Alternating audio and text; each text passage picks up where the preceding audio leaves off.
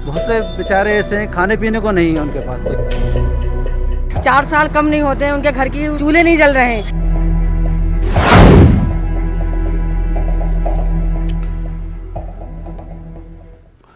नाज़रीन आदाब, न्यूज़ 18 उर्दू में आपका इस्तकबाल है। मैं हूं विसाल आज़म और आप देख रहे हैं खबर खास। नाज़रीन, कोरोना के इस दौर में हर तरफ लोग परेशान हैं।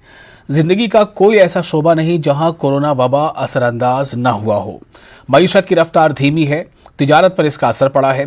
कई शोबों में लोगों की नौकरियां भी गई हैं।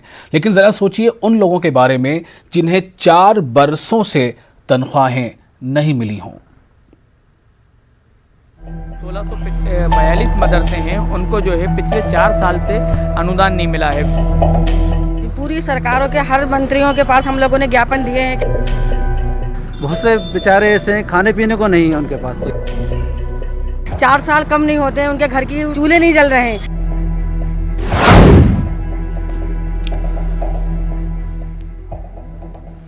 नाज़रीन, हम बात कर रहे हैं मध्य प्रदेश की। जी हाँ, मध्य प्रदेश जो हालिया महीनों में बहुत ज़्यादा सुर्खियों में रहा। वहाँ के सियासत को लेकर किस तरह से वहाँ पर इक़्तिदार बदला। एक लंबे अरसे के बाद वहाँ पर जब इंतखाबात हुए थे तो कमलनाथ वहाँ के वज़ीर आला बने थे, कांग्रेस की हुकूमत आई थी और उसके बाद फिर वहाँ पर बाजी पलटी और उसके बाद फिर शिवराज सिंह वहाँ के वज़ीर आला बने, बीजेपी की हुकूमत बन गई। लेकिन जिस तरह से कांग्रेस ने भी अपने तमाम दावों और वादों में कांग्रेस नाकाम नजर आई, खासतौर से अक़लियती तहफ़्फ़ुज़ात को लेकर, अक़लियती इदारों की बहाली को लेकर। उसी तरह का मामला अब शिवराज सिंह हुकूमत में भी देखने को मिल रहा है। अक़लियतों के जितने भी इदारे हैं लगभग तमाम के तमाम जो है वो सूने पड़े हैं। किसी में चेयरमैन नहीं है, किसी में सदर नहीं है, किसी के लिए ग्रांट जारी नहीं हुआ है। कई ऐसे मसाइल हैं। ख़ास तौर से आज हम जिक्र उन मसलों का कर रहे हैं कि कैसे मदरसा बोर्ड के जो मुलाजमीन हैं, जिनकी तादाद हज़ारों में है, उन तमाम मुलाजमीन के साथ जो नाइंसाफ़ी हो रही है उसकी वजह से उन्हें खाने के लाले पड़ गए हैं। मदरसा बोर्ड के मुलाजमीन को पिछले 4 सालों से तनख्वाहें नहीं मिली हैं। 4 सालों से, 1-2 महीने या 1-2 साल नहीं, 4 सालों से तनख्वाहें नहीं मिली हैं। और तनख्वाह नहीं मिलने की वजह कर वो बहुत परेशान हैं। उनमें से कई एक ऐसे भी हैं जिनके जो नागहानी सूरत हाल से दो चार हैं। कईयों के साथ ऐसे मामले पेश आए हैं कि उन्हें खाने के लाले पड़ रहे हैं, बहुत मुश्किल पेश आ रही है। तो पिछले 4 सालों से मदरसा बोर्ड के मुलाजमीन जो है वो अपने मुतालबात को लेकर हुकूमत से वो बार बार गुजारिश कर रहे हैं तमाम वजीरों से, बड़े बड़े लीडरों से, यानी कि हत्ता कि जिनसे उन्हें लगता है कि मिलने से शायद कुछ बात बन जाएगी, वो उनसे मिल रहे हैं। सूबे के 1642 मदारिस के असातिज़ा 1642 मदारिस के असातिज़ा को सूबाई और मरकज़ी हुकूमतों के ज़रिए 4 साल से उनकी तनख्वाहें अदा नहीं किए जाने से मदारिस असातिज़ा के सामने जो कोरोना कहर में हालात नागुफ्तबा हो गए। हालात से मायूस असातिज़ा ने एक बार और मरकज़ी और सूबाई हुकूमत के वज़ीर अक़लियती फ़लाह बहबूद के दरवाजे पर दस्तक देने को के बाद सुप्रीम कोर्ट से रुजू करने की भी बात कही है। उनका कहना है कि अगर जल्द से जल्द ये हालात नहीं सुधरे तो हम सुप्रीम कोर्ट का भी दरवाज़ा खटखटाएंगे। वहीं एक और मामला है इमाम और मुअज़्ज़िनीन का। रियासत मध्य प्रदेश में जारी कोरोना के कहर और हुकूमत की अदम तवज्जुही ने आइम्मा व मुअज़्ज़िनीन के मुश्किलात में इजाफा कर दिया है। मध्य प्रदेश में शिवराज सिंह की हुकूमत को कायम हुए 4 माह से ज़्यादा का अरसा बीत चुका है और इन 4 महीनों में हुकूमत ने मजदूरों और किसानों की फलाह के लिए बहुत से फलाही इक़दाम उठाए। लेकिन आइम्मा व मुअज़्ज़िनीन, आइम्मा मतलब जो मसाजिद के इमाम हैं और जो वहाँ के मुअज़्ज़िन हैं जो अज़ा देते हैं, मुअज़्ज़िन की तनख्वाहों के लिए ग्रांट भी जारी नहीं की गई है। मसाजिद कमेटी ने आइम्मा मुअज़्ज़िनीन के मसाइल को लेकर हुकूमत को कई बार ख़त लिखा, लेकिन हुकूमत की जानिब से इस सिमत कोई कदम नहीं उठाया गया।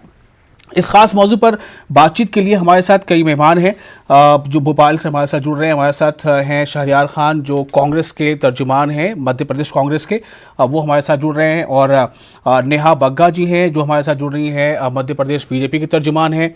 और साथ ही हम जुड़ेंगे अपने नुमाइंदे मेहताब आलम से भी, जिनके साथ कुछ मदरसा और जो टीचर एसोसिएशन है उनसे जुड़े कुछ लोग हैं। आप लोगों का बहुत बहुत शुक्रिया हमारे साथ इस खास प्रोग्राम में शामिल होने के लिए। मेहताब, सबसे पहले मैं सिर्फ आपसे ये चाहूँगा कि आप हमारे नाज़रीन को इख्तिसार के साथ ये दरअसल बता दें कि मसला दरअसल है क्या। मेहताब।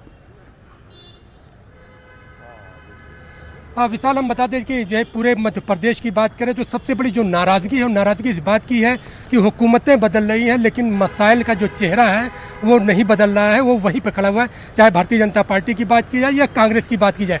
कांग्रेस तो जो है उसके मुखिया ने तो यहाँ तक कह दिया था इलेक्शन में कि 90% अगर वोट मिलता है तो हम इक़्तिदार तक पहुँच जाएंगे, और अगर वोट मिलता है इक़्तिदार तक पहुँच जाते हैं तो भी अक़लियतों के मसाइल हल नहीं होते हैं। फिर जिस तरह से मदरसा बोर्ड की आपने बात की तो 2019 की जो है अगस्त में जो कॉन्फ्रेंस हुई थी उसमें जो है दिग्विजय सिंह खुद आए थे, पीसी शर्मा आए थे, और ये कहा गया था कि आपका मामला जो है 15 अगस्त तक मुकम्मल हो जाएगा। 15 अगस्त 2019 निकल गए, 15 अगस्त जो है आज 14 अगस्त जो है 2020 आ गई, लेकिन उन मसाइल का हल नहीं हुआ। सरकार बदल गई लेकिन मसला वहीं पर है। उसी तरह हमें देख रहे हैं कि जो है सरकार बदलने के बाद इमाम मुअज्जिन की अगर हम बात करते हैं तो उनकी तनख्वाहें भी नहीं मिली। इस वक्त हमारे साथ जो है ऑल इंडिया राब्ता उलमा जो है उसके जनरल सेक्रेटरी यहाँ पर अताउर रहमान साहब मौजूद हैं, मध्य प्रदेश मुस्लिम समाज के जो सत्र मौजूद हैं, और फिर जो है मध्य प्रदेश मदरसा आधुनिक मदरसा संघ के जो है सत्र यहाँ पे मौजूद है। सबसे पहले हम जो है हाफिज मोहम्मद जुनैद से बात करते हैं, जिन्होंने अभी ऐलान किया था कि अगर हुकूमत हमारा काम नहीं करती है तो हम सुप्रीम कोर्ट जाएंगे। क्या वजह है कि मामला नहीं हल हो रहा?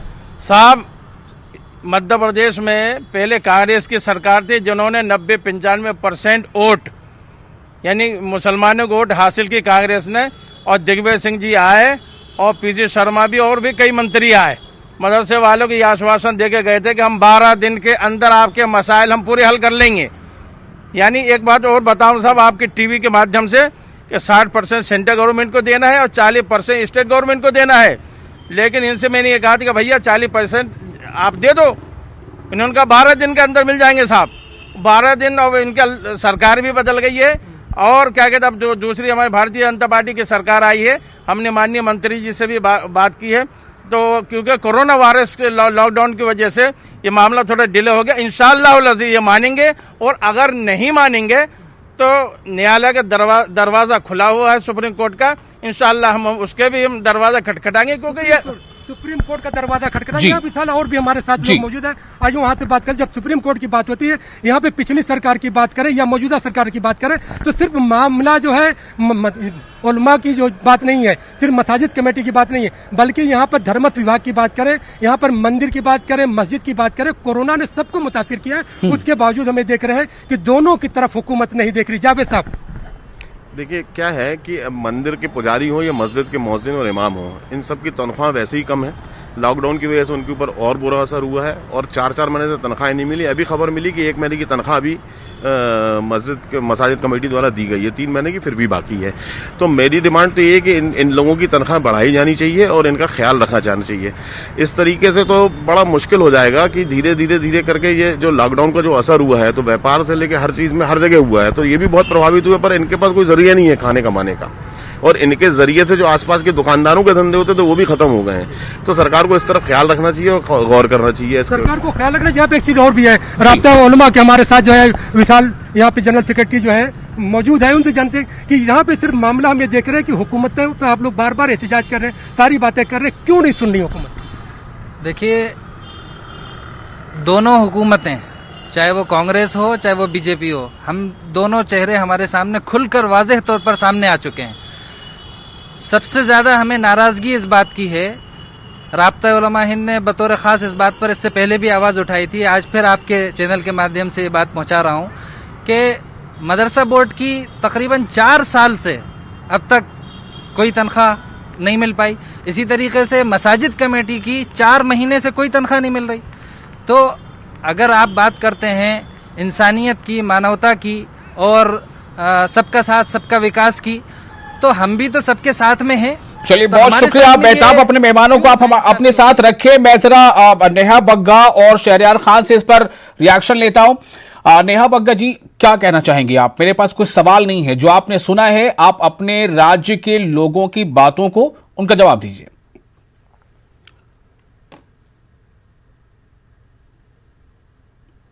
नेहा बग्गा को मेरी आवाज मिल पा रही है?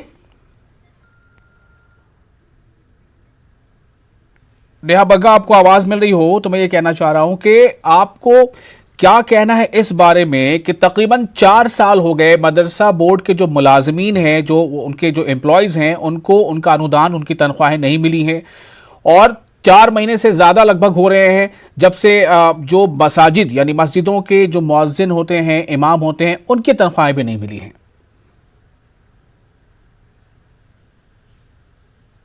देखिए, भारतीय जनता पार्टी का तो एक ही ध्येय है कि सबके विश्वास के साथ और सबके साथ काम करने का प्रयास भारतीय जनता पार्टी लगातार करती है। अभी दोबारा सरकार में आए हुए हमें मात्र 3 महीने हुए हैं। 15 माह की कमलनाथ जी की सरकार ने, आप याद करिए, मुसलमान भाई बहनों को किस तरीके से वोट बैंक का एक हिस्सा बना। नेहा जी, थोड़ा आप तुरंत शिफ्ट कर गई। आप 3 महीने का मतलब क्या है? 3 महीने में क्या लोगों को खाना नहीं मिलेगा? क्या 3 महीने लोग स्कूल नहीं, मतलब वो चूल्हा बंद रखेंगे अपने घरों के? जिनको तनख्वाहें मिलती चली आ रही हैं, वो 3 महीने हो या 4 महीने, उन्हें क्यों नहीं? पहला सवाल ये, आपने मुझसे सवाल पूछा है तो मुझे कम से कम जवाब दे देने। जवाब मेरे सवाल का दीजिए। मेरी आप कमलनाथ ने क्या किया उसके लिए मैं अभी शहरयार साहब से सवाल करूंगा। मैं आ रही हूँ। 3 से 4 महीनों में क्या इनको तनख्वाह मिलना जरूरी नहीं है? मैं आपके सवाल का ही जवाब दे रही हूँ। बिल्कुल निश्चित जरूरी है और शिवराज जी ने इसको देखते हुए कड़े निर्णय भी लिए हैं। आप देखिए, चाहे मजदूर हो चाहे किसान हो, और इसमें हिंदू मुसलमान का सवाल नहीं आता। इसमें सवाल है मध्य प्रदेश का कोई भी नागरिक ऐसा ना हो जिसे किसी कष्ट का सामना करना। तो क्या मस्जिद के इमाम या मुअज्जिन नागरिक नहीं है? आप जानते हैं कि कोरोना महामारी से हम इस समय बिल्कुल है, पर क्या ये बात समझने की आवश्यकता नहीं है कि कानूनी तौर पर किस तरीके से कागजों के फेर में कमलनाथ जी ने इन सब चीजों को रोक दिया। आप ये देखिए ना कि मुस्लिम मस्जिद कमेटी का गठन जो है उसमें 1 साल तक सैलरी देने का काम नहीं करती है कमलनाथ जी की सरकार। आप देखिए ना कि मदरसे में अगर अध्यक्ष की नियुक्ति करती है तो उसमें किस व्यक्ति का चयन होता है? क्यों किसी अनुभवी व्यक्ति का साथ आवश्यक है, पर एक बुजुर्ग व्यक्ति का आप मार्गदर्शन तो ले सकते हैं। अगर युवाओं को लेकर आएंगे आप वहां पर उस स्थान पर, तो उसे सही तरीके से आगे बढ़ाने का काम किया जा सकता है। और जिस तरीके से आप सैलरी की बात कर रहे हैं, तो ये तो कमलनाथ जी का दायित्व बनता है कि जब उन्होंने पिछली सरकार के द्वारा जो चलाए गए 2200 रुपए था, आपने 2200 रुपए तो छोड़िए, आपने जो वादे किए उसको आपने छोड़ दीजिए, 2200 रुपए तक का देने का काम नहीं। कमलनाथ सरकार ने क्या किया क्या नहीं किया उसके बारे में शहरयार साहब से मैं सवाल करूंगा। मैं सिर्फ आपसे फिलहाल ये जानना चाहता हूं कि क्या 3 से 4 महीने का वक्त काफी नहीं है शिवराज सिंह हुकूमत के लिए, आपकी पार्टी की हुकूमत के लिए मध्य प्रदेश में, कि वो मस्जिदों के इमाम और मुअज्जिन की तनख्वाह जारी कर दें, या वो पिछले लगभग 4 सालों से जो मदरसा बोर्ड के एम्प्लॉयज की सैलरी रुकी हुई है उसे जारी कर दें? आपके लिए क्या मुश्किल है, ये जानना चाहता हूं बस। देखिए, पिछले 15 माह में जो सरकार रही उसने जब जिस तरीके से इन सब चीजों को उलझा के रखा, उसको पटरी पे लाने में समय तो लगेगा। आप देख लीजिए, ठीक है। पिछले कमलनाथ सरकार ने चीजों को बहुत उलझा दिया और इतना उलझाया कि मदरसा बोर्ड के मुलाजमीन की तनख्वाहें नहीं मिली। शहरयार साहब, क्या जवाब आपके पास है इसका? आपसे बहुत ज्यादा उम्मीद यहां पर कर पा रहे हैं कि शायद आप सच्चाई बयान करें। क्यों कमलनाथ सरकार में मदरसा बोर्ड के मुलाजमीन को तनख्वाहें नहीं मिली? 4 साल लगभग होने को हैं, अब सरकार भी बदल गई आपकी। देखिए, तू इधर उधर की ना बात कर, ये बता कि काफिला क्यों लूटा। मुझे रहजनों से गिला नहीं, तेरी रहबरी फिर सवाल है जी। ये सवाल पिछले 4 साल का है, जब मदरसा बोर्ड के जो ग्रांट थी उसको रोका गया, और 17 में जब चुनावी बेला में शिवराज सरकार जा रही थी तो 25,000 से वो मुआवजा 50,000 करने के इन्होंने फिर से लालीपाप दी। लेकिन हकीकत जमीनी ये रही कि अब दोबारा पिछले दरवाजे से सरकार में आने के बाद भी 4 महीने से ज्यादा का वक्त हो गया है, और ये लोग मुअज्जिन पुजारियों को और मदरसों की तरफ जो अनदेखी कर रहे हैं वो किसी से छुपी नहीं है। यहाँ पर जो अभी मेहताब आलम साहब ने मौलाना जुनेद से इंटरेक्ट किया है, उनके भी मैं बारे में बता दूं कि वो पीछे के दरवाजे से भाजपा के एजेंट के तौर पे काम करते हैं। कौम के रहबर जो इस तरह कौन किसके तौर पे काम करता है ये आप हमें ना बताइए, मुझे सिर्फ आप ये बताइए कि कमलनाथ की सरकार के दौरान भी तमाम तरक्की इदारे खाली क्यों पड़े रहे? बिल्कुल उस दौरान भी मदरसा बोर्ड के मुलाजमीन की तनख्वाहें क्यों नहीं जारी की गई? बिल्कुल मैं उस पे आ रहा हूँ। 4 साल से जो मसला उलझाया हुआ था, जो पैसा रोका हुआ था जी, उसके बारे में एक सेकंड आ रहा हूं आपके पास। अगस्त तक अगस्त में उसको सुलझाने की बात थी। हमने एक कमेटी बना के उस पर काम कर रहे थे, लेकिन जो ये सरकार छोड़ के गए थे, मैं बिल्कुल साफ गोई से ये बात बोलूं कि सरकार के खजाने में बिल्कुल जो हालात थे, वो जो इतना पेंडिंग था उसको देने के नहीं थे। लेकिन फिर भी कोशिश ये की जा रही थी कि धीरे धीरे कुछ किस्तों में इन लोग का ये मसला हल किया जाए। लेकिन आपसे या किसी से छुपा नहीं है कि पिछले दरवाजे से इन्होंने कमलनाथ की जो सरकार आप कुछ कहना चाह रहे हैं? कर रही थी, जनता के हक में काम कर रही थी, उसके खिलाफ इन्होंने पिछले दरवाजे से अपनी आधी रात को सरकार लाके मध्य प्रदेश के विकास की गाड़ी को रोका है। और वो मदरसा सम्मेलन में शामिल हुए थे और उन्होंने कहा था कि 12 दिन के अंदर मसाइल हल होंगे, लेकिन 12 दिन क्या 12 महीने निकल गए और मामला हल नहीं हुआ। और सिर्फ मामला इतना ही नहीं है, उर्दू अकेडमी में अगर बैठाया जाता है तो एक 76 साल के शख्स को बैठाया जाता है। और फिर मदरसा बोर्ड की बात करें तो मदरसा बोर्ड में 15 महीने में किसी की नियुक्ति ही नहीं की गई। हज कमेटी में मेंबर बनाया गया, लेकिन किसी को चेयरमैन नहीं बनाया गया। 15 महीने में वक्फ बोर्ड में किसी की नियुक्ति नहीं, प्रशासक रखा गया। और अकलियती तरक्याती मालियाती कारपोरेशन में किसी का तकर्रुर नहीं होता। तो सवाल यह है कि हम पिछले जो ये कह रहे थे शहरियार साहब कि जो है रहबरी का सवाल है, तो सवाल है कि आपको 90% वोट चाहिए। भारतीय जनता पार्टी ने यह नहीं कहा कि हमें 90% वोट चाहिए। अगर कांग्रेस 90% वोट चाहती है तो उसको उनके रहनुमाओं को मामला हल करना चाहिए था। अकलियतों के मसाइल ये उम्मीद करते हैं लोग वहां पर कि ऐसा होता। मैं फिर से नेहा बग्गा के पास जा रहा हूं। नेहा, आपने अपनी बातें बहुत जो आप बेहतर समझ रही हैं। मेरा सवाल सिर्फ ये था कि ठीक है, कांग्रेस ने जो किया वो तो अपनी सजा भुगत रहे हैं। अभी शहरियार साहब कुछ और बोलेंगे, मैं उम्मीद करता हूं। वो तो अपनी सजा भुगत रहे हैं। मरकज में भी देखिए वो कहाँ है, और अभी मध्य प्रदेश में भी वो पिछला रास्ता है या क्या है वो अलग बात है, लेकिन वो इक़्तिदार में नहीं है। मैं आपसे जानना चाहता हूं कि अब आप इक़्तिदार में हैं, आपकी पार्टी बरसर इक़्तिदार है, पार्टी जो है पूरे मध्य प्रदेश पर शासन कर रही है। मध्य प्रदेश रियासत के हर एक आवाम को आपसे उम्मीदें हैं। आप क्या कहेंगी? 4 महीने अभी हुए हैं, आगे और कितना वक्त लगेगा ताकि जो 4 सालों से जिनको तनख्वाहें नहीं मिल रही हैं उनके घरों के चूल्हे जलें?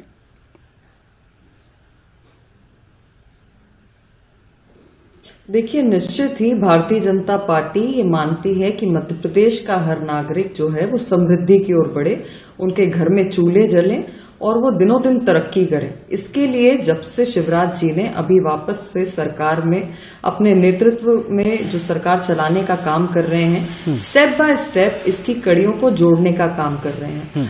आप जो सैलरी की बात कर रहे हैं, क्यों बार बार कमलनाथ जी की बात करनी पड़ती है? क्योंकि 15 महीने में बंटाधार रिटर्न्स आ गया था मध्य प्रदेश के अंदर।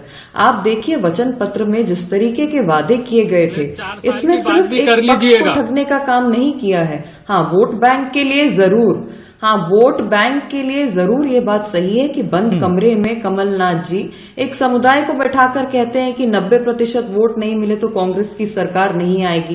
पर कांग्रेस की सरकार जिन लोगों की वजह से आई, जिस जनता की वजह से आई, उनको लगातार ठगने का काम किया इन्होंने जनता को, और उसी का परिणाम है कि आज कमलनाथ जी को इसमें मुंह की खानी पड़ रही है।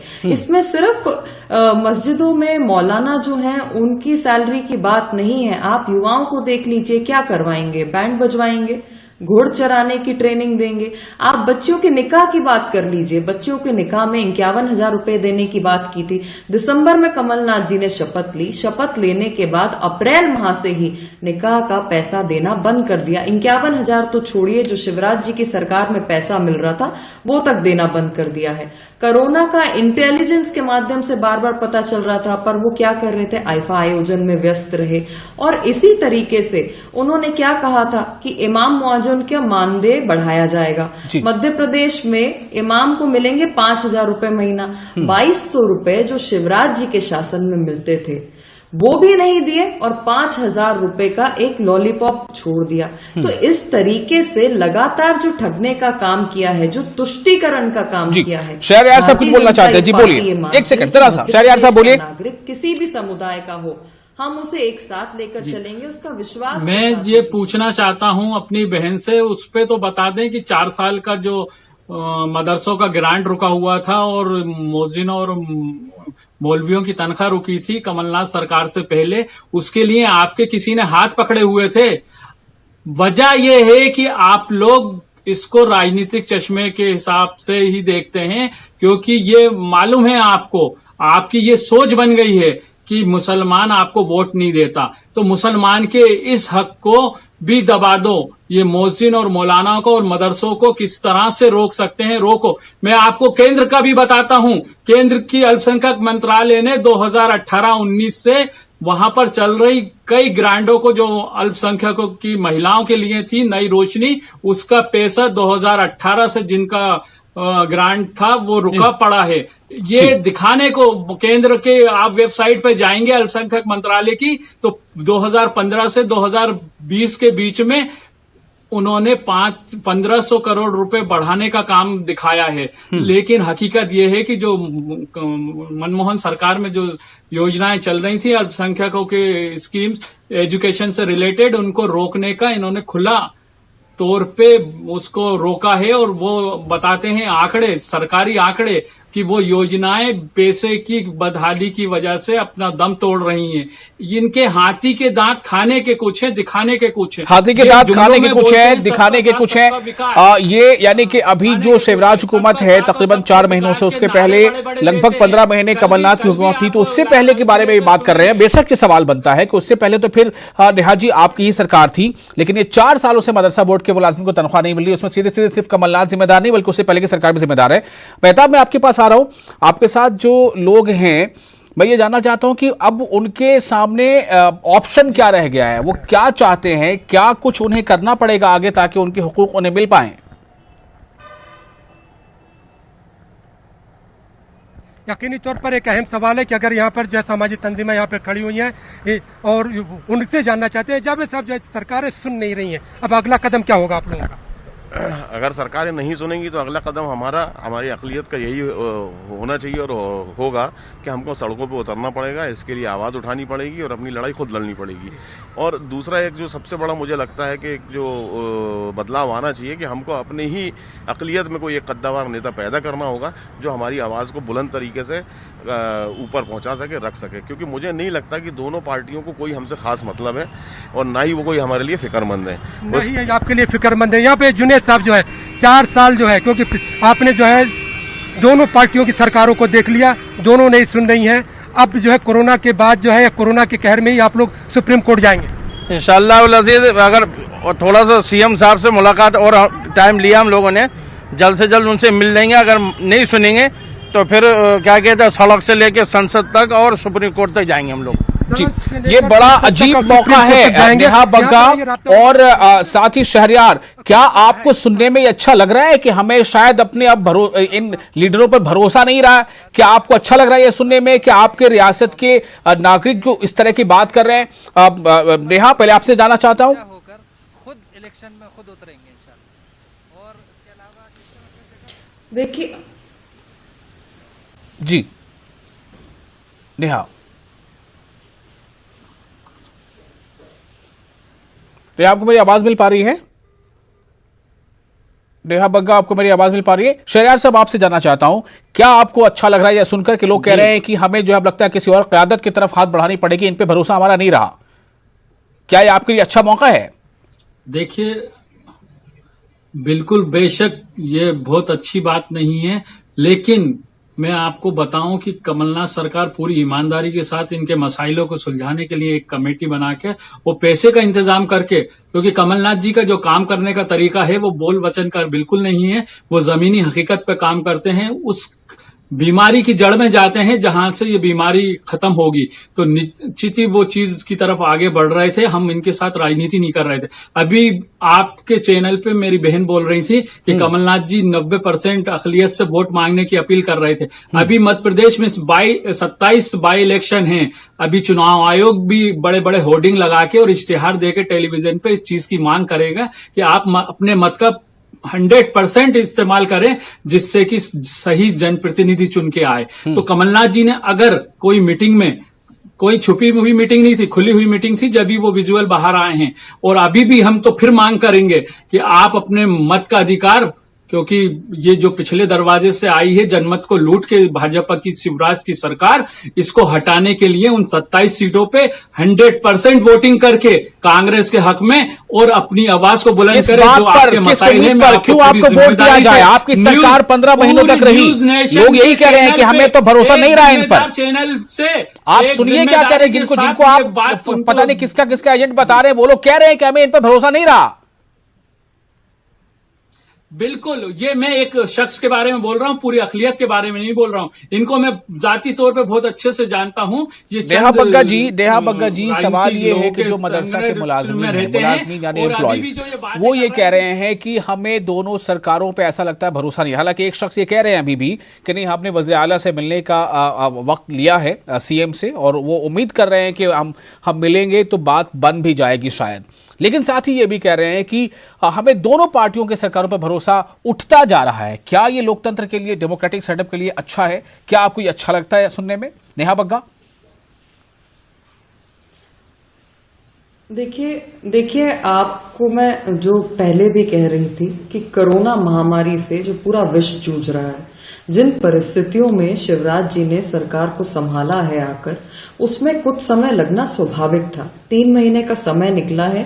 मैं मानती हूं कि पिछले 15 माह की सरकार में जिस तरीके की तंगियों का सामना करना पड़ा है, ये दुर्भाग्यपूर्ण है। जिस तरीके के वादा खिलाफी कमलनाथ जी ने की है, ये जनता ने देख लिया है।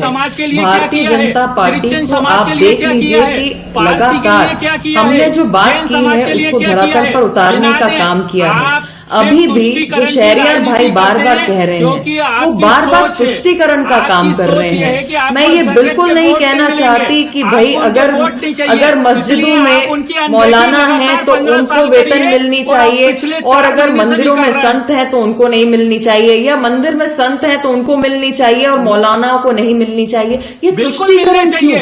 क्या वो हमारे देश के नागरिक नहीं? क्या वो मध्य प्रदेश के नागरिक नहीं? आप 90% वोट बैंक की क्यों बात करते हैं कमरे के अंदर बैठकर? आप खुले मन से सभी भाइयों बहनों को ये नहीं कहते कि हम जो भी करेंगे सामान्य तौर पर आपके लिए करेंगे। जब हम आयुष्मान भारत की योजना लेकर आते हैं तो क्या तुष्टिकरण का काम करते हैं? चाहे वो व्यक्ति मुस्लिम हो, हिंदू हो, दलित हो, सिख हो, ईसाई हो, जैन हो, बौद्ध हो, उसको इक्वल राइट के तहत जो है। तो नेहा बग्गा ये कह रही है कि कांग्रेस हमेशा तुष्टिकरण की बात करती है, और सरयार साहब का ये कहना है कि बीजेपी जो है वो तंग नजरी से काम करती है, वो सबको एक जैसा कहती जरूर है लेकिन मानती नहीं है। लेकिन सवाल ये भी है कि कांग्रेस या बीजेपी, उसकी रणनीति क्या है, उसकी हिकमत अमली क्या है, उसकी नीति क्या है, उसकी नीयत क्या है, इससे लोग भी वाकिफ हैं। ये लोगों को ही छोड़ देते हैं कि कैसे उनके मसाइल हल होंगे, क्योंकि जो मदरसा और मदरसे के लोग हैं, मुलाजमीन, उनको उम्मीद है कि सीएम साहब से मिलने का वक्त मांगा है, शायद ये कि उनके मसाइल हल हो जाएं। बहुत बहुत शुक्रिया आप तमाम लोगों का हमारे साथ बने रहने के लिए, और साथ ही नाज़रीन आपका भी। हमें दीजिए इजाज़त, आदाब। 1642 मदरसे हैं, उनको जो है पिछले 4 साल से अनुदान नहीं मिला है। पूरी सरकारों के हर मंत्रियों के पास हम लोगों ने ज्ञापन दिए हैं।